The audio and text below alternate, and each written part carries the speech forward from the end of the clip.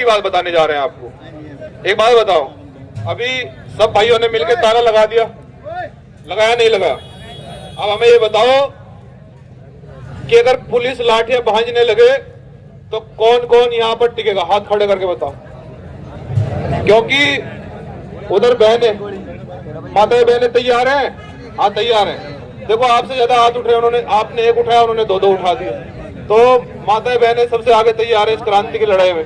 तो ये कहना चाहते हैं, देखो हमारे महापुरुषों ने हमें यही सिखाया कि अगर किसी जंग को जीतना चाहते हो ना तो तैयारी ऐसी करो कि पता लग जाए कि ये लोग बहुत बड़ी ताकत में है, तभी तो जंग लड़ी जीती जाएगी। और जब आप लोग आधे घंटे में कोई इधर घूम रहा है कोई इधर जा रहा है तो उन्हें भी पता लगेगा कि यार ये तो एकत्रित नहीं है, लाठी वाठी मार के हटा दो इन्हें। समझ रहे हो ना? लेकिन हम लाठी से मारने वाले नहीं है, ये तो यहाँ के सीएम को भी पता है और डीएम को भी पता है। हम लाठी से पहले नहीं भागे, अब तो क्या भागेंगे? 2 अप्रैल को नहीं भागे। तो एक बार यहाँ के शासन और प्रशासन को ये लग जाए कि आज बहुजन समाज के लोग अधिकार लेके जाएंगे, उस हिसाब से नारे लगने बहुत जरूरी है। जय जय जय जय जय भीम, जय भीम जय भीम, जय जय जय जय जय भीम, जय भीम जय भीम। इंकलाब जिंदाबाद, जिंदाबाद जिंदाबाद, इंकलाब जिंदाबाद, जिंदाबाद जिंदाबाद, इंकलाब जिंदाबाद, जिंदाबाद जिंदाबाद। अरे जब जब जुल्मी जुल्म करेगा सत्ता के गलियारों से, चप्पा चप्पा गूंज उठेगा जय भीम के नारों से। देखो इस लाइन में बैठे हुए लोग पीछे सो रहे हैं, कुछ शर्म करो।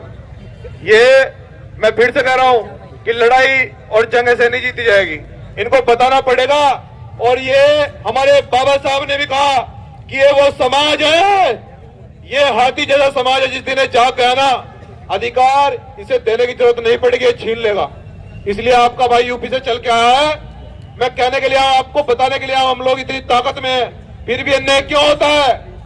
आज तक हम इन्हें ताकत का अंदाजा लगा नहीं पाए, इन्हें ताकत का अंदाजा करा नहीं पाए, ये समस्या है बड़ी। और अभी जो हमारे एडवोकेट्स लोभी, जो हमारे नागरा जी हैं और बहुत सारे वकील आए हुए हैं, वो बता रहे थे, उनकी बात बिल्कुल सही है।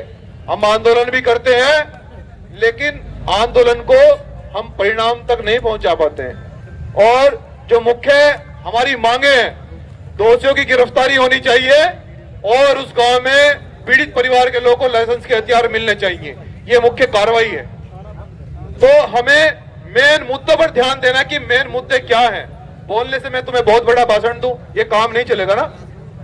मेन मुद्दे हमारे ये हैं कि दोषियों की कार्रवाई हो और गांव में हमारी बहनों के बेटों के नाम एक सशस्त्र लाइसेंस दिए जाएं और बढ़िया वाले लाइसेंस दिए जाएं, ताकि मच्छर भी अगर बराबर में से गुजरे तो सेफ्टी में गुजरे। ऐसे इतने लाइसेंस दिए जाए हमारे लोग।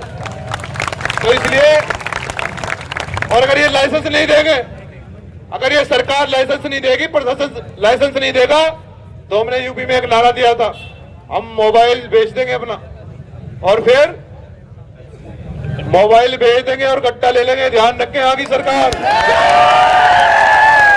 तो इसलिए हम चाहते हैं कि भाई हमारे महापुरुष भी संविधान के रास्ते पर चले, हम भी उसी रास्ते पर चल रहे हैं, हम भटकेंगे नहीं। और ये प्रशासन की और सरकार की लाठी गोली से ये चाहते हैं कि हम इनको लाठी मार दे रहे, सड़क पर भाग जाएं और ये दंगा दिखा दे, भ्रम में न रहे। लाठी भी खाएंगे तुम्हारी, गोली भी खाएंगे और अधिकार लेकर जाएंगे, और अगर नहीं दोगे तो छीन के ले जाएंगे। तो सम्मानित साथियों, तमाम जिम्मेदार साथी और मेरी माताएं बहनें, मातृशक्ति और युवाओं बुजुर्गों, बाबा साहब ने और साहब काशीराम जी ने हमें यही सिखाया कि जब सरकार सत्ता के नशे में मगरूर हो जाए, जब सरकार सत्ता के नशे में मगरूर हो जाए, तो साहब काशीराम जी ये कहते हैं कि ऐ मेरे बहुजन समाज के लोगों, अगर ये तुम पर संसद और विधानसभा में बैठकर हमले करे तो तुम अपनी सरकार सड़कों पर रखना, तुम अपनी सरकार सड़कों पर बनाए रखना। और आज हमारा बहुजन समाज यहाँ पर काफी जनसंख्या में है, लेकिन व्यवस्था बना के रखनी पड़े। क्या फर्क पड़ता है, 2-4 दिन ही बैठे रहेंगे लेकिन न्याय लेकर जाएंगे, ताकि जुल्मी और जुल्म करने वाले लोग उनकी हस्ती मिट जाए, ऐसा सबक सिखा के जाएंगे। कल हमारे लोगों पर जुल्म करने से पहले, कल हमारी बहनों पर जुल्म करने से पहले वो गुंडे बदमाश 100 बार सोचे।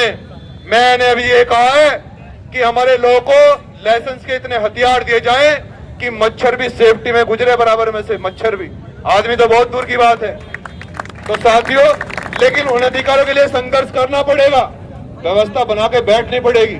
तो अपनी बात को ज्यादा लंबी न करते हुए बस ये कहना चाहता हूं कि साथियों, हम उस कौम से आते हैं जिन्होंने पहले भी संघर्ष किया है। हम उन महापुरुषों के अनुयायी हैं जिन्होंने देश को आजाद कराया।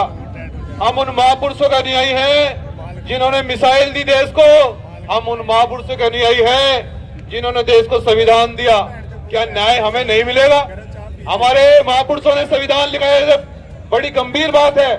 मेरे पढ़े लिखे समाज के लोगों, हमारे बाप ने संविधान लिखा, हमारे दादा बाबाओं ने संविधान लिखने में संघर्ष किया, और ये बड़े दुर्भाग्य की बात है आज हमें न्याय नहीं मिल रहा है, क्योंकि कुछ सांप जो है समाज में पैदा हो गए और वो सांप संसद और विधानसभा में भाग गए, इसलिए न्याय नहीं मिल रहा है।